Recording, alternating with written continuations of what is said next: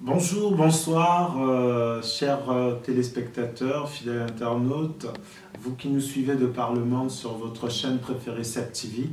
Je suis encore très heureux de vous retrouver aujourd'hui et j'aimerais partager, comme d'habitude, un message avec vous. Alors, je vais vous inviter d'ouvrir vos Bibles, mais avant, j'aimerais que nous puissions prier juste quelques temps. Seigneur, je te rends grâce, je te dis merci pour toutes les personnes qui nous suivent de par le monde au travers de cette chaîne Seb TV. Je prie que ta grâce saisisse chacun, chacune, et que tu puisses, Seigneur, permettre que chacun puisse comprendre ce message, puisse l'imprégner et puisse s'approprier ce message. Que la gloire te revienne au nom merveilleux de Jésus-Christ. Amen. Alors, comme je disais, j'aimerais partager avec vous un message très édifiant. Je vous invite donc à ouvrir vos Bibles dans le livre de Jacques, au chapitre 4, à partir du verset 13. Il est écrit « À vous maintenant, qui dites aujourd'hui ou demain, nous irons dans telle ville, nous y passerons une année, nous y ferons des affaires et nous réaliserons un gain. Vous qui ne savez pas ce que votre vie sera demain, vous êtes une vapeur qui paraît pour un peu de temps et qui ensuite disparaît. Vous devriez dire au contraire, si le Seigneur le veut, nous vivrons et nous ferons ceci ou cela. L'apôtre Jacques partagea avec ses contemporains ce message parce que vous savez, nous les êtres humains, nous avons très souvent l'habitude de planifier, nous avons l'habitude de nous organiser à l'avance par rapport à ce que nous souhaitons faire. Nous avons des projets, la Bible déclare qu'il y a dans le cœur de l'homme beaucoup de projets, mais seuls les desseins de l'Éternel qui s'accomplissent. Et donc, nous faisons bien, évidemment, lorsque nous planifions, lorsque nous échelonnons tous les travaux que nous avons à faire, soit dans la journée, dans la semaine, dans le mois, voire dans l'année. J'imagine qu'en début d'année, chacun a pu faire un bilan et chacun a pu planifier, chacun a pu budgétiser, comme font les entreprises, comme font chacun d'entre nous. Enfin, nous essayons de nous organiser et c'est très facile comme ça. Seulement, il y a un facteur qui des fois nous échappe, c'est la volonté de Dieu. Et là, l'apôtre Jacques rappelait à ses contemporains que nous faisons beaucoup de projets, nous envisageons faire beaucoup de choses. Il dit vous maintenant qui dites aujourd'hui, demain nous irons dans telle ville, nous y passerons une année, nous y ferons des affaires et nous réaliserons un gain. Vous qui ne savez pas ce que votre vie sera demain. En fait, l'apôtre Jacques voulait faire comprendre à ses contemporains de réaliser que nous n'avons pas la maîtrise sur le lendemain. Évidemment, nous pouvons planifier, c'est une très bonne chose, mais nous n'avons pas la maîtrise sur le lendemain. Nous ne savons pas ce que le lendemain nous réserve. Et très souvent, nous voyons beaucoup de gens planifier, beaucoup de gens se dire l'année prochaine, je ferai ci, je ferai ça, sans avoir la maîtrise du lendemain. Et il n'y a que le Seigneur qui est le maître des temps et des circonstances. Pour les jeunes gens, par exemple, qui ont l'avenir devant eux, qui sont dans la fleur de l'âge, qui ont beaucoup de projets, beaucoup d'idées, ne s'imaginent pas ce que sera le lendemain. Une guerre peut arriver et on perd tout, vous voyez. Un tremblement de terre peut arriver et on perd tout ce qui faisait notre force, tout ce qui faisait notre joie. J'imagine que ceux qui étaient dans la salle du Bataclan le 13 novembre dernier avaient beaucoup de projets, avaient envisagé faire beaucoup de choses. Peut-être qu'au sorti de cette salle, ils se disaient, nous irons manger un bout, nous irons tel endroit, demain je ferai ci, et c'était sans compter le facteur temps, c'était sans compter en fait ce que nous ne maîtrisons pas, c'est-à-dire le lendemain. Et voilà que leurs vies ont été fauchées par des gens mal intentionnés, effectivement, et au final, ils ont perdu la vie. Tout comme des jeunes qui, dans leur ambition, prévoient faire ceci, prévoient faire cela, sans pourtant maîtriser le lendemain.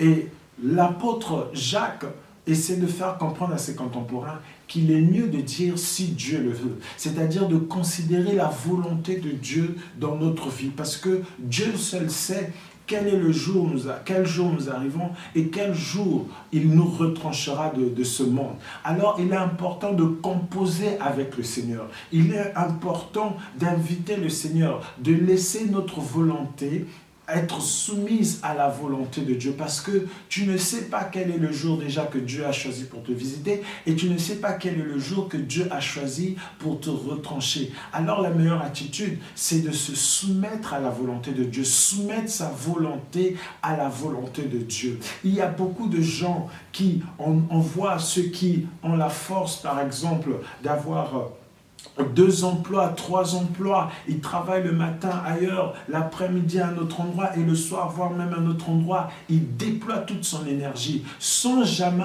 inviter la volonté de Dieu dans sa vie, sans jamais composer avec le Seigneur dans sa vie. Il épuise toute son énergie et sans jamais arriver à l'essentiel. L'essentiel, vous savez, c'est avoir Jésus-Christ dans sa vie. L'essentiel, c'est avoir Jésus dans sa vie, c'est-à-dire choisir le bon chemin, faire les bons choix. En fait, l'apôtre Jacques invitait ses contemporains à faire les bons choix. Les bons choix. J'ai discuté encore avec une bien-aimée sœur il y a quelque temps qui me disait qu'elle est en contact avec plusieurs personnes âgées et qu'est-ce qu'elle constate? Ces personnes âgées, pour la plupart, n'ont plus de famille autour d'elles et ils sont dans des grandes maisons parce que c'est des gens qui, dans le passé, ont eu à beaucoup travailler, à épargner et aujourd'hui, ils ne peuvent même pas jouir de leur richesse. Elle m'a parlé par exemple d'un homme qui habite dans un château, mais parce qu'il est malade, ne peut pas profiter de sa piscine, parce qu'il est malade, ne peut même pas profiter de toutes les pièces de sa maison. Il est au rez-de-chaussée de sa maison, dans une salle aménagée par rapport à son état grabataire. Voyez-vous, il était important pour cette personne qui n'avait aucune maîtrise sur le lendemain d'inviter le Seigneur dans sa vie. J'ai encore été dans les obsèques d'une jeune fille qui était pleine d'avenir, une jeune fille qui était très intelligente, une jeune fille qui était promise à un avenir meilleur, bradée de diplômes, elle était une jolie fille, elle était dans la fleur de l'âge, elle n'avait même pas encore commencé sa vie conjugale. Et voici que la mort est passée par là, mais le plus important pour elle, c'est qu'elle a eu la grâce que ses parents lui aient montré la voie du Seigneur. La voie du Seigneur, elle a accepté Jésus-Christ dans sa vie comme Seigneur et Sauveur. Et elle servait le Seigneur. Elle était une adoratrice du Seigneur. Voyez-vous, le plus important, mes chers frères, vous, chers téléspectateurs qui nous suivez sur votre chaîne préférée, Seb TV, c'est d'avoir le Seigneur dans sa vie. Nous ne connaissons pas le lendemain. Nous pouvons dire demain je ferai ci, demain j'irai là-bas, j'aurai un gain, je vais faire des affaires. Mais sais-tu seulement que ce que te réserve le lendemain? Tu n'as pas la maîtrise du lendemain. Nous n'avons pas la maîtrise du lendemain. Voilà pourquoi je vous invite, vous qui suivez ce message, apprenez maintenant à soumettre votre volonté à la volonté du Seigneur. Il est bien effectivement de planifier, il est bien effectivement de s'organiser, mais invitez toujours la volonté du Seigneur, car vous pouvez amasser des biens et les perdre. Vous savez, dans ce monde où la teigne et la rouille peut atteindre vos biens, il est important, mes bien-aimés, de soumettre sa volonté à la volonté de Dieu. Et ça me fait penser à ce passage d'Ecclésiaste qui dit « Vanité de vanité, tout est vanité. Que sert-il à l'homme de toute la peine qui se donne sous le soleil ?» Voyez-vous, on amasse des biens, et comme on n'a pas la maîtrise du lendemain, et on perd sa vie alors qu'on n'a pas fait les bons choix. Toi qui es dans la politique, par exemple, qui envisage occuper des postes à responsabilité, sache que tu n'as pas la maîtrise du lendemain. Vous, par exemple, qui entreprenez des affaires, vous êtes dans la finance, vous êtes trader, vous amassez des centaines de milliers d'euros, de dollars, que sais-je,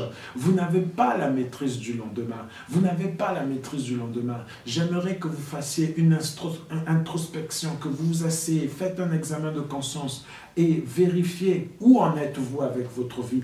Est-ce que votre vie, ce n'est que gain, ce n'est que toutes ces choses qui finalement passeront. Est-ce que vous avez fait les bons choix? Est-ce que vous faites les bons choix? Est-ce que vous vous posez les bonnes questions? Est-ce que vous passez toute votre énergie à faire des choses viles, des choses inutiles? Parce qu'il arrivera certainement un temps où vous serez retranchés. Et j'espère pour vous qu'avant que vous soyez retranchés de cette terre, que votre âme reparte au Seigneur, j'espère pour vous que vous aurez fait les bons choix, que vous aurez été sur le bon chemin, que vous aurez rien à regretter parce que sur cette terre, vous aurez posé les bonnes œuvres, des œuvres que le Seigneur a prévues pour nous d'avance, parce qu'il dit, pour ceux qu'il aime, il a prévu des œuvres bonnes que nous pratiquerons. Il les a prévues à l'avance, dès la fondation du monde. Donc c'est important, mes bien-aimés, de rentrer justement dans sa vocation céleste, de laisser sa volonté soumise à la volonté de Dieu, parce qu'il n'y a que lui qui maîtrise les temps et les circonstances. Mais nous, les hommes, notre vie n'est comme une vapeur. Une vapeur, c'est-à-dire qu'on ne sait pas, on ne connaît pas le nombre de nos jours, on ne sait pas le jour qu'on quittera cette terre. On peut courir, on court, très souvent nous sommes affairés. Nous n'avons même pas une minute à nous, encore moins pour le Seigneur. Nous sommes affairés, nous avons plusieurs emplois, nous avons plusieurs activités, et même pour ceux qui travaillent pour le Seigneur, très souvent ça se transforme dans l'activisme, c'est-à-dire plusieurs activités qui s'enchaînent, mais la personne n'a pas vraiment le temps dans sa relation avec le Seigneur. Oh mon bien-aimé, la vie humaine n'est que vapeur, n'est que vapeur. On n'a pas la maîtrise sur le lendemain. Et voilà pourquoi l'apôtre Jacques disait à ses contemporains, vous qui ne savez pas ce que votre vie sera demain, vous êtes une vapeur qui paraît pour peu de temps et qui ensuite disparaît. Notre vie n'est comme une vapeur qui paraît pour peu de temps et qui disparaît. Il arrivera un temps où tu disparaîtras. Toi qui, pour occuper des postes à responsabilité, tu as peut-être fait du mal, tu as causé du tort, tu as laissé des familles entières sur le carreau juste pour arriver à tes fins. Toi, jeune femme, qui a sémé le chaos dans des foyers juste pour arriver à tes fins. Toi, jeune sportif, toi qui passe beaucoup de temps dans le sport, effectivement c'est bien, en te dopant, pose-toi la question, est-ce que tu fais les bons choix? La vie n'est que vapeur, elle paraît pour un temps et elle disparaît. Alors, je vous invite, où que vous soyez, vous qui nous suivez sur votre chaîne préférée, SEPTV, vraiment, prenez le temps, faites un examen de conscience. Prenez le temps, posez-vous les bonnes questions, car tout est vanité, tout passera. Tout passera, il y a un temps pour chaque chose, nous dit la parole. Alors, je vous invite vraiment à faire une introspection, examinez-vous, et je suis sûr que le Seigneur ne manquera pas de vous visiter, de vous répondre, de vous parler, parce que au-delà de tout, il ne désire pas la mort du pécheur, mais il veut que le pécheur se réponde. Il veut que nous puissions venir à lui, et lui, bras ouverts, nous accueillera dans son amour. Il transformera nos vies, et toutes choses anciennes passeront, et nous deviendrons de nouvelles créatures. C'était le pasteur Évrard, pasteur établi au Centre évangélique de Paris, CEP. Je vous bénis, je prie pour vos maisons, je prie que la grâce de Dieu entre dans vos familles. Bien évidemment, dans la réalisation, il y a le frère Sébastien A.S., toujours mobilisé, toujours actif pour l'œuvre du Seigneur. Que Dieu vous bénisse. Au revoir.